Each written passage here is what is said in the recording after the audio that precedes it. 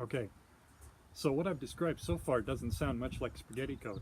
It sounds pretty simple, doesn't it? There's not much spaghetti in something so simple. Where does the spaghetti come in?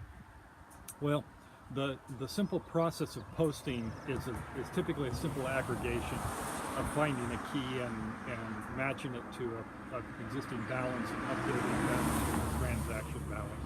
So that's not too complex. But like I said, there's reporting processes that go on. There's often different kinds of posting where you're posting to different kinds of balances. There can be calculations for other business events that go on. These kinds of things start to accumulate the complexity in this process. So what does that look like? Well, if you drill down on the program structure where we talked about initialize program, mainline, perform until end of file, and then terminate processing, the complexity is going to be underneath the perform until end of processing, the mainline function. Underneath there, you're going to have multiple steps that go on that determine what should be done within each one of those transactions. In some cases, there'll be multiple things that are done with the transaction. Transaction might first be edited. Transaction might also be transformed into some way into a new structure, into a different kind of record type.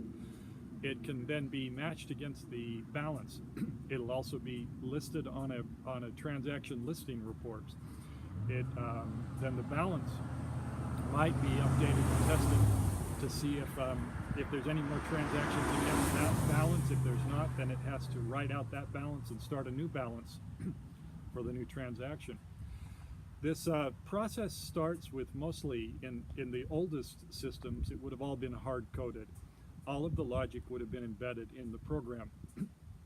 Over time, programmers determined and noticed that when the business users had changes to their programs, that if they would externalize some of that logic, they could make updates faster, or they could copy the program and use it for other purposes.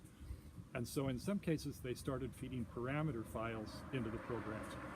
So you might start to see that there's in initialized processing, there's reading of a parameter file in some way that then starts to embed business rules into the mainline processing and changes how the mainline processing works. All of these factors are where you drill down. The place you want to drill down on is the perform until, the mainline function, to see if you can find business logic and what output files are produced.